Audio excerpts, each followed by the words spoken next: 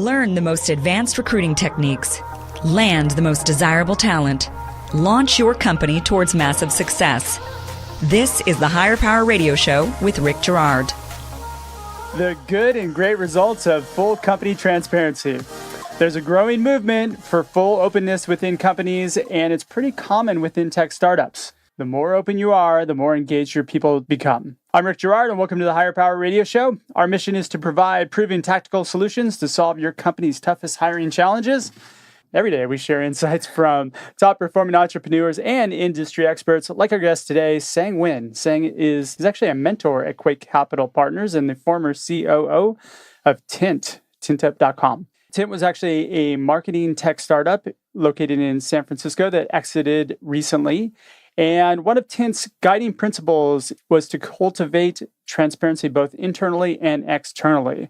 From open door meetings, exposed financials, including compensation, and group-based decision-making.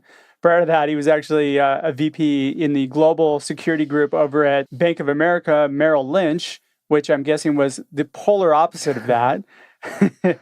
So he's here to share his experience as a former leader at the two organizations with a polar opposite approach to culture. Sang, welcome to the Higher Power Radio Show today. Thanks for having me here. Absolutely.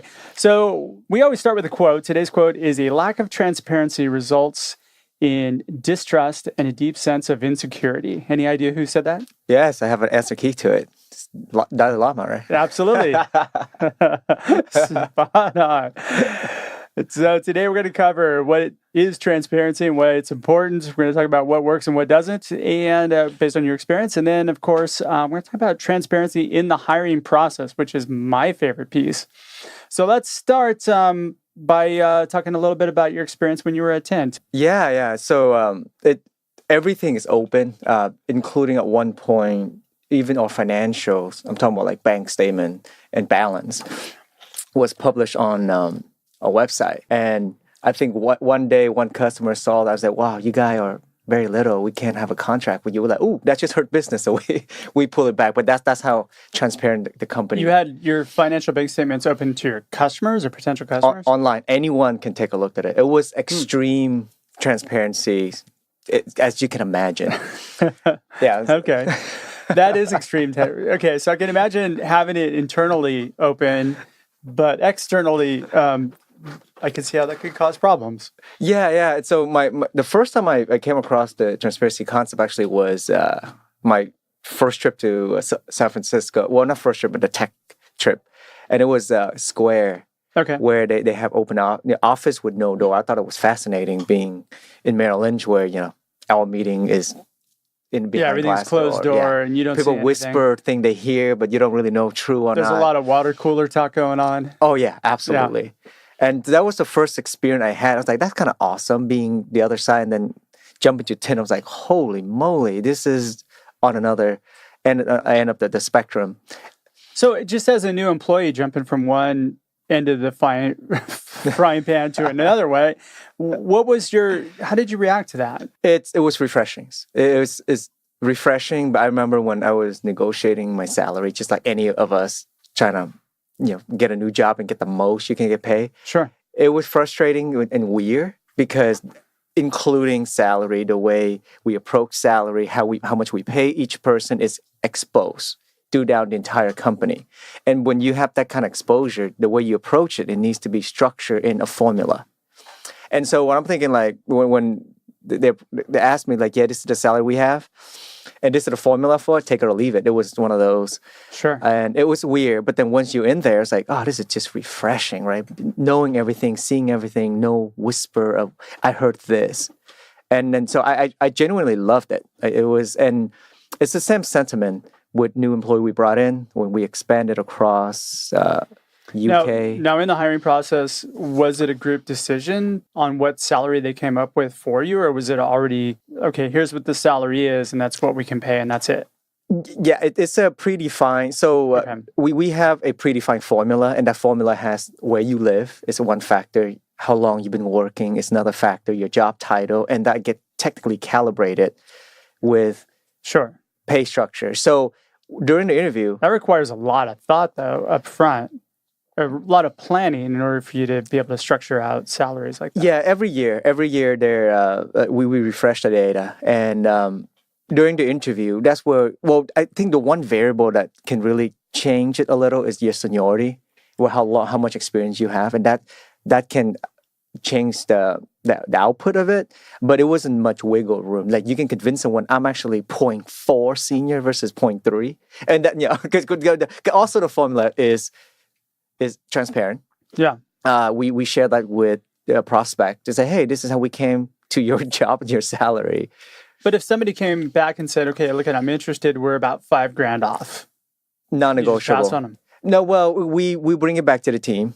And if majority of people agrees that, yeah, this person actually that good, where they're that much more senior, not the amount, but by that variable inside. But you're basing it on seniority as opposed to impact that they can bring to the organization? Well, expect the it's a correlated variable. So the more senior experience, I'm air quoting, you are, then technically we expect a bigger impact from you joining the team. And it's not an amount that's negotiable. So we plug that variable into a formula. Sure. And whatever comes out, you might get more than 5. Right. And that's just the beauty of this structure approach. Oh, they might come back and say, oh, here, 7 or 10K. Yeah. Okay. For our formula, you're getting 7, by the way. Congratulations.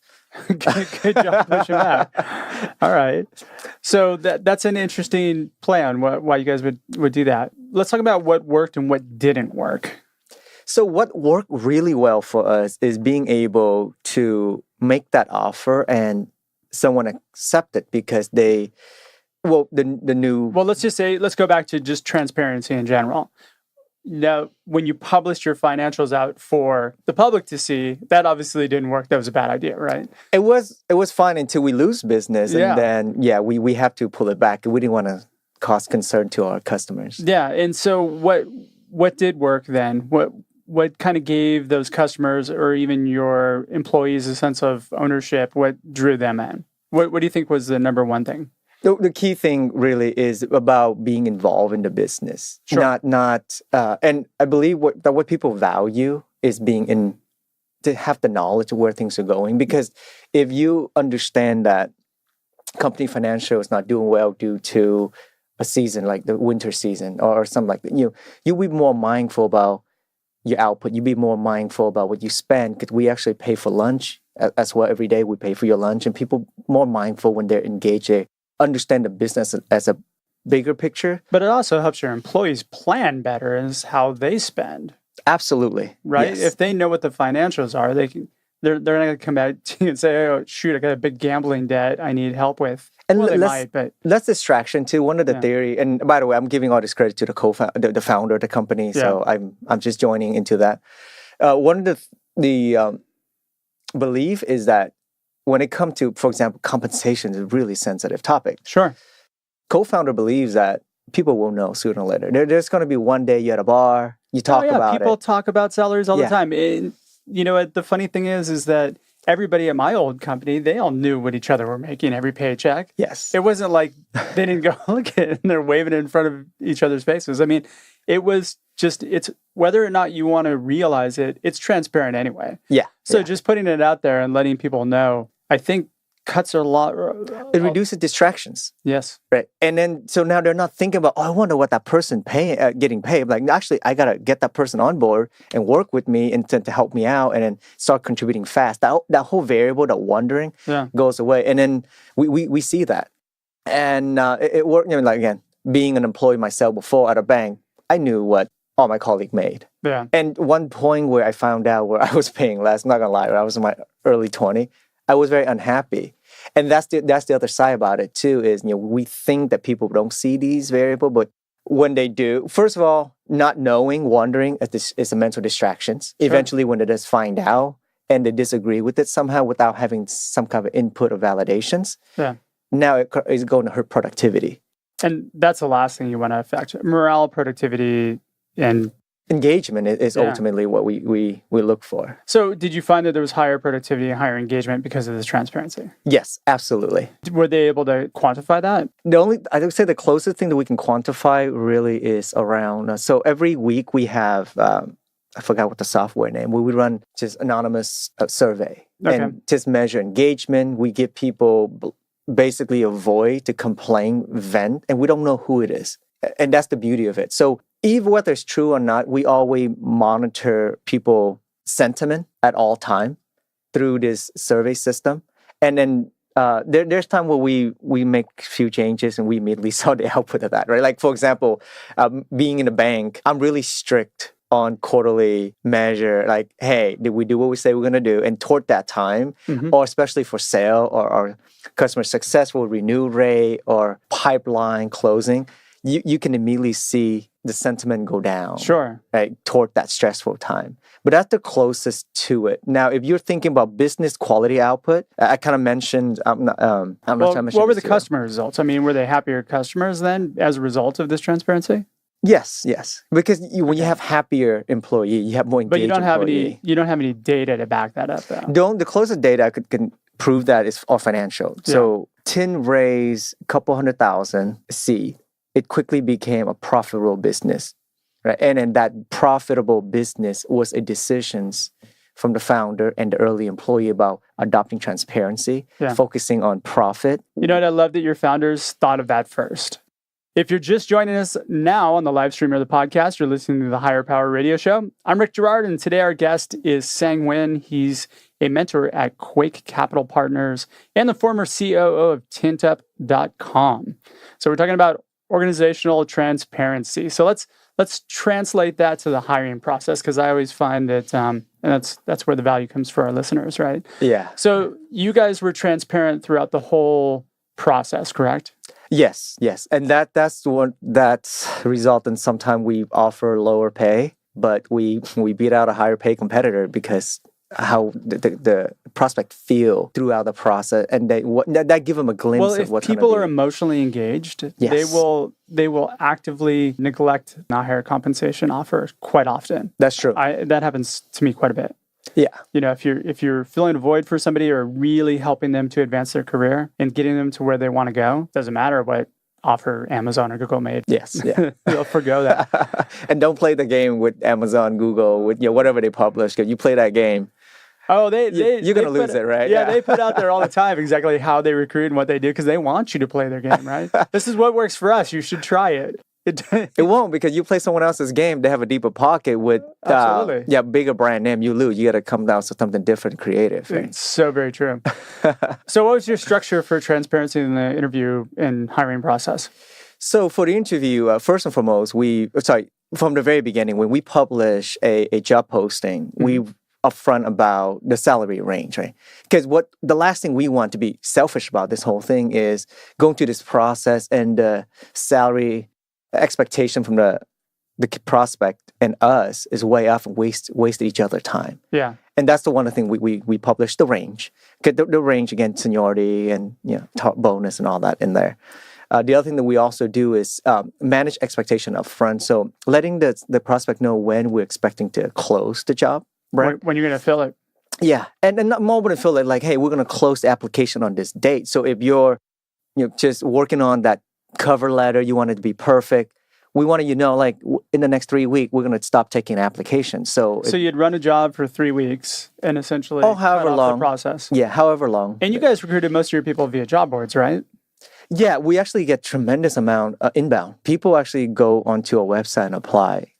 Due to that culture that we were very, the transparency culture that we published, talked about. I mean, well, you're putting out good content that says, hey, we're an open, transparent culture, and people are drawn to that. Yeah, and it's more than just content, and I want to emphasize it's more than content and a trick to get quality candidate, because sooner or later... Yeah, I'm not saying it's a trick. Yeah. I'm saying it's good content that shows your company values and what you're about, and people get drawn to that, especially good people. Mm-hmm. And we empower our team member to broadcast themselves through blogs. And then we adopted social media practice where you can post different thing and hashtag it and then bring to the website.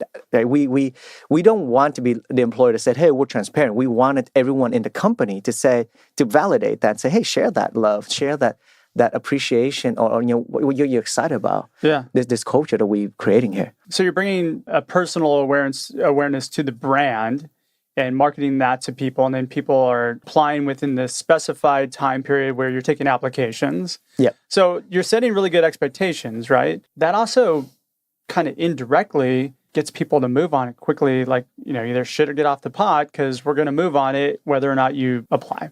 Yeah.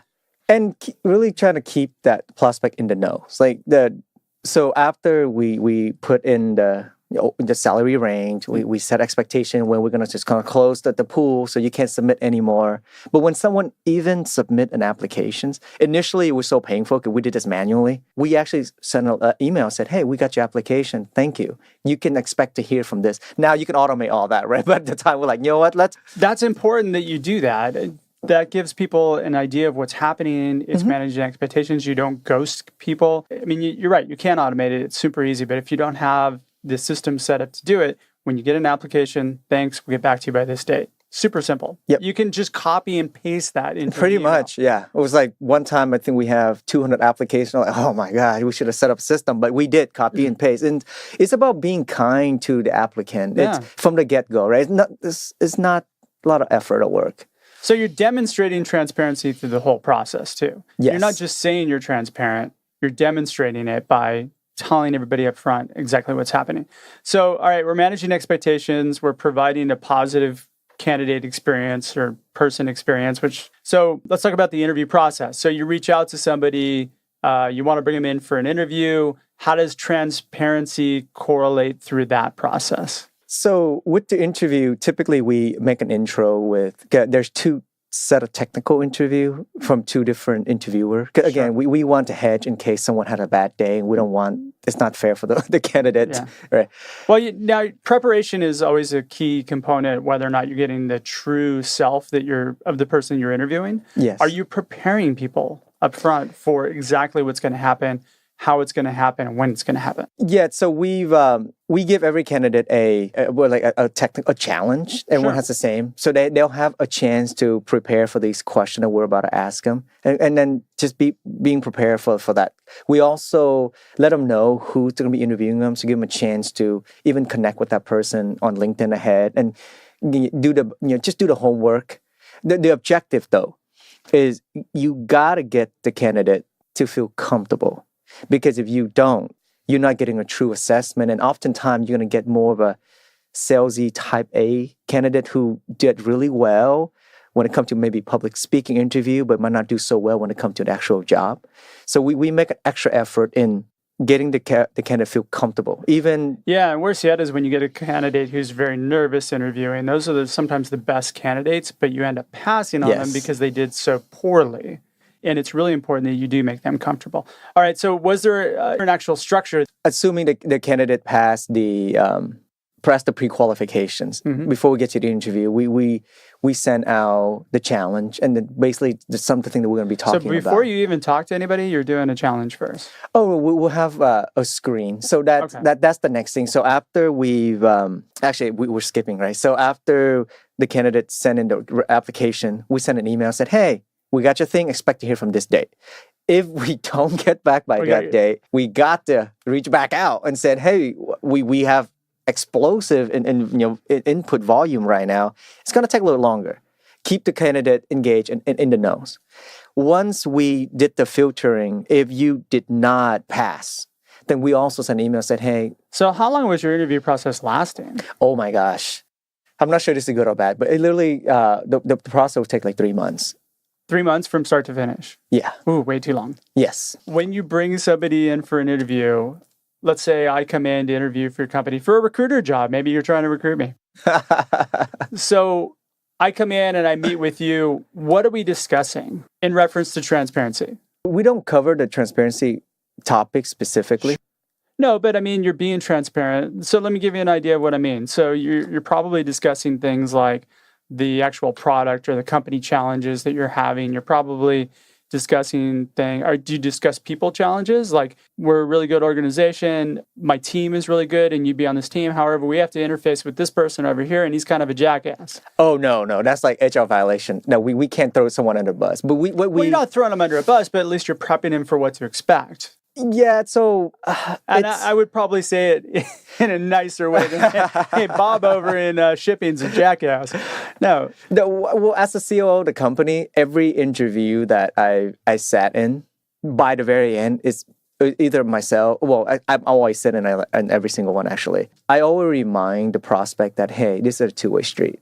Like, as much as we're interviewing you right now, this is your chance to observe our behavior, what we say, how we are. Your chance to ask us questions, too, because we don't want you to come in here and not feeling happy.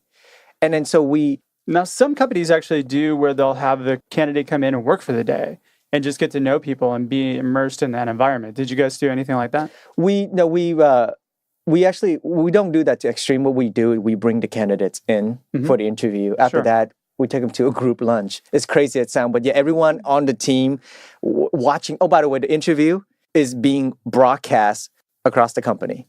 Anyone can jump in and watch. Oh, really? So it's a live stream? Yeah. So your interview is a podcast or a podcast? Pretty much. And we record that for anyone who missed the interview, would like to watch the interview. Well, this is not public at this point. It's all just private inside the company. But yes, we... So that's the barrier for transparency. Yeah, we literally broadcast the interview. There's the selected members that get to ask the questions. But the interview itself will get broadcast across the company. And after that, everyone get a chance to go to lunch and you get to say hi, meet people. And you can hang out and talk to people throughout after if you choose to. That option's always there. So if I'm a new company, how would you recommend that I build transparency into my company? Like, what would be the 5 steps that I need to take in order for it to be a transparent organization? Yeah, so I was going to focus on recruit. There's so much more to it than that, right? So for recruit would be like, again, I'm going to do a quick recap. Number one would be when you publish the job posting, set expectation up front. What's the salary range, the date? Once the application gets submitted, again, being transparent about when this person can hear back. That just acknowledging that. Number 3 would be if the person did not make the round, please send them a note to let them know that. Close the loop. Yeah, close the loop. If you're missing a deadline, you think you can miss a get back deadline, make sure you send that question to let them know, like, hey, we're running late because the volume. Once you get to the actual screening on the phone call, we send email ahead about what the conversation is going to be like. These are the question that we're going to be asking. And what was the last thing? Preparation? Yeah, so the preparation, let them know who's going to be interviewing them, the names, and give them a chance to connect with the person on LinkedIn background. The key, make them feel comfortable and know what they're walking into. Fantastic. I agree with all those. I think the last one would be follow-up. Make sure that you follow up with them, close the loop. Yes. Keep them coming. A lot of times we'll chase people when we want to hire them, but when we decide we don't want to hire them, we just let them go. And that ain't cool. No, it's not. It's especially when the very end, after the interview, we make, again, please make my highly recommend is make that phone call, letting them know where in the interview. At that point, you probably have 2 to 3 candidates, so that phone call worth the investment. Might show some empathy and keep them open for a later date. Yeah, it's an experience, right? Yep. You want to show the great experience in engaging, interacting with your company. Saying we're out of time. So I want to thank you for your time investment today and welcome to the Higher Power Radio community. I know that you're open for engagements and doing some other things out there. What's the best way for the members of our community to find out more about you or reach you? It's LinkedIn. So Sang at Sang Huynh and look for Tint or I'm there. But can I quickly give a shout out to thanks? Sure. So first of all, Rick, thank you. Absolutely. Every time I talk to you, I've learned something new. Every time I share mistakes, I can tell you exactly why. So seriously, guys, like every time I talk to Rick, I learn something new. Oh, thank you. You when it comes to hiring, don't go any further. Like hit the guy. No, seriously, I genuinely meant that. Here, I'm slipping $5 into the table right now. And lastly, I just want to take a moment because the culture that I'm talking about really came from 2 key persons that pushed it forward was Sarah and Jessica. I'm not sure they're going to listen to this, but I want to shout out to my old teammate. Yeah. And more importantly, the founders. None of this could happen without that founder support. And then you can say your transparency, but unless you live it, people can know you're lying. Very true. Yeah. All right. I want to thank our listening audience for tuning into this week's episode of Higher Power. A quick thanks to our team, our engineer, Paul Roberts, our creative director, Ayla Gerard, our producers, Andrea Ballin and Shanti Ryle. If you're listening to the podcast, please subscribe, rate, and review. We need your feedback to bring more valuable content to you. Check us out at higherpowerradio.com or follow me on Instagram at rickgerard1. Tune in next week. Our guest is going to be Brian Breath. He is the recruiting manager for Riot Games. I'm Rick Gerard, your host, and you've been listening to the Higher Power Radio Show. Aloha. Thank you for listening to Higher Power with Rick Gerard on OC Talk Radio.